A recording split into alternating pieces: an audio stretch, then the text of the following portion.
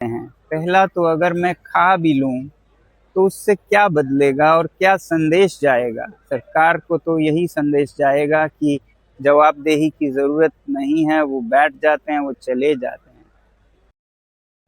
अगर एक टीचर, एक इंजीनियर, एक इनोवेटर अपनी जान की परवाह किए बिना 20 दिन तक भूख हड़ताल में बैठ जाए तो क्या हम सबको रुक कर सोचना नहीं चाहिए? दोस्तों, सोनम वांगचुक इस समय दिल्ली के जंतर मंतर में अनिश्चितकालीन हंगर स्ट्राइक पर हैं। उनका कहना है कि ये लड़ाई किसी पार्टी या किसी नेता के खिलाफ नहीं है, बल्कि देश की एजुकेशन सिस्टम को मजबूत और ईमानदार करने के लिए है। सीजेपी यानी ककरोच जनता पार्टी ने इस आंदोलन का नेतृत्व कर रही है और केंद्रीय शिक्षा मंत्री धर्मेंद्र प्रधान की इस्तीफा का मांग कर रही है। सोनम वांगचुक कौन है? भाई, फुनसुक वांगड़ू को तो आप जानते ही होंगे। हाँ हाँ, वही 3 इडियट्स वाले फुनसुक वांगड़ू। आजकल वो चर्चा में चल रहे हैं क्योंकि 3 इडियट्स में आमिर खान ने जिन फुनसुक वांगड़ू का किरदार निभाया था, वही फुनसुक वांगड़ू अब अनशन पर बैठे हैं और वो आंदोलन कर रहे हैं। वैसे आपको बता दे कि फुनसुक वांगड़ू का असली नाम सोनम वांगचुक है, जिन्होंने केंद्र सरकार से गुहार लगा। फुनसुक वांगचुक 1966 में जन्मे एक मैकेनिकल इंजीनियर और हिमालयन इंस्टीट्यूट ऑफ अल्टरनेटिक्स लद्दाख के निदेशक है।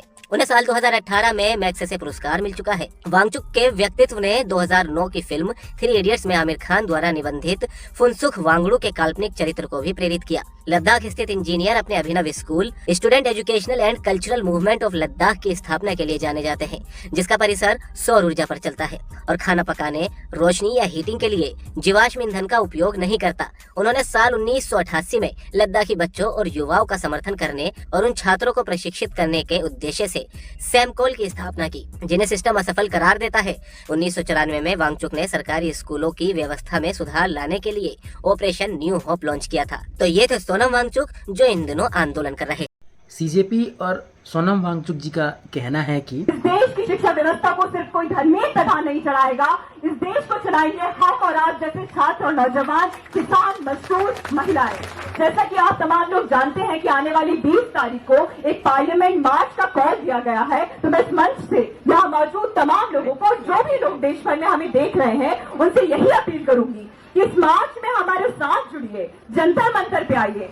आज मौका है हमारे पास इस देश की किस्मत को बदलने का, इस देश के भविष्य को बदलने का, इस देश को गर्त में जाने से बचाने का। तो इस मौके को मत गवाइए, क्योंकि जब इस दौर का इतिहास लिखा जाएगा तो हो सकता है आज जो लोग हमें एंटी नेशनल होने का टैग दे रहे हैं, उनको लगता होगा कि वो हमें डिलेजिटिमाइज कर देंगे। लेकिन जब इस दौर का इतिहास लिखा जाएगा तो हम और आप जैसे लोग होंगे जिनका नाम होगा इस देश को बचाने वालों में। ठीक उसी तरीके से साथियों, ठीक उसी तरीके से जिस तरीके से जब भगत सिंह लड़ाई लड़ रहे थे इस देश में आजादी की लड़ाई को, तब उनको भी सरकार उस समय जो थी अंग्रेजों की, उनकी तरफ से कहा जाता था कि वो भी टेररिस्ट हैं। लेकिन आज भगत सिंह को हम जानते हैं एक फ्रीडम फाइटर की तरह, हम उनको जानते हैं इस देश को आजाद करने वालों की कड़ी में। ठीक उसी तरह यहाँ मौजूद जो लोग इस लड़ाई को लड़ रहे हैं, पिछले कई दिनों से आंधी तूफान, बरसात, गर्मी को, हर चीज को, हर तरह से पुलिस के दमन को, मोदी मीडिया के नैरेटिव को झेलते हुए जो लड़ाई लड़ रहे हैं, हम और आप मिलकर इस देश का स्वर्णिम इतिहास लिखेंगे और हम यहाँ से डिसाइड करेंगे कि हम कैसा भारत बनाना चाहते हैं। क्योंकि हमने देख लिया पिछले कई सालों से भाजपा सरकार ने जो वादा किया था नया भारत बनाने का, हमने देख लिया कि उस नए भारत में सिर्फ पेपर लीक होते हैं, छात्रों को मजबूर किया जाता है अपनी जानें लेने के लिए, हिंदू को मुसलमान से लड़ाया जाता है, कभी जाति के नाम पर लड़ाया जाता है। वो भारत हमने देख। पेपर लीक और एग्जाम सिस्टम ने लाखों स्टूडेंट का भरोसा तोड़ दिया है। उनकी मांग है कि एजुकेशन सिस्टम में अकाउंटेबिलिटी आए, एग्ज़ाम को और ट्रांसपेरेंट किया जाए और जिम्मेदारी तय किया जाए। अब आइए जानते हैं सोनम वांगचुक जी का हालात कैसे। नमस्कार साथियों, बड़े मुश्किल से आज फिर आप लोगों से जुड़ पा रहा हूँ। आप लोगों के हज़ारों संदेश आए कि मैं अनशन तोड़ दूँ, कुछ खा लूँ। बड़े बुजुर्ग नेतागण आकर मुझे कोई प्यार से, कोई गुस्से में बोल रहे हैं और कुछ ने तो अदालत से अपील की है कि सरकार मुझे ज़बरदस्ती खाना खिलवाएं। 2 बातें हैं। पहला तो अगर मैं खा भी लूँ तो उससे क्या बदलेगा और क्या संदेश जाएगा? सरकार को तो यही संदेश जाएगा कि जवाबदेही की ज़रूरत नहीं है, वो बैठ जाते हैं, वो चले जाते हैं। और दूसरी बात, मेरी हालत कुछ ऐसी भी नहीं है कि मैं 2-4 दिन में मर जाऊं।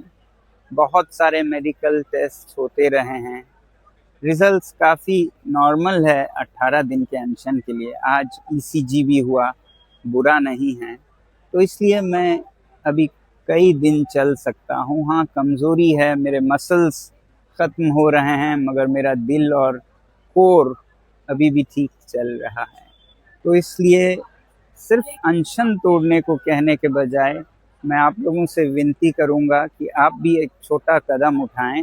20 जुलाई को इतनी बड़ी संख्या में आएं कि एक संदेश सरकार को जाए, और मैं तो कहूँगा उस दिन सारे स्कूलों, कॉलेजों, विश्वविद्यालयों से कि वो उसे एक्सपीरियंशियल एजुकेशन का दिन मनाएं, एनईपी के अंतर्गत, न्यू पॉलिसी ऑन एजुकेशन के अंतर्गत, क्योंकि उस दिन बच्चे अभ्यास कर पाएंगे पॉलिटिकल साइंस का एक अनोखा लेसन, जो कि इतिहास का हिस्सा होगा, जिसमें वो खुद शिरकत हो पाएंगे और सीख पाएंगे कैसे लोकतंत्र चलता है जनता की ओर से भी। तो 20 जुलाई को बहुत से सांसदों के साथ आप सब आइए, हजारों की संख्या में हम सब मिलके इस मुद्दे को संसद के हवाले। क्या आपको लगता है एजुकेशन सिस्टम में बड़े रिफॉर्म की ज़रूरत है?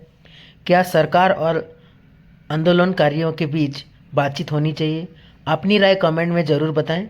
अगर वीडियो पसंद आए तो लाइक करें, शेयर करें और चैनल को सब्सक्राइब करना ना भूलें।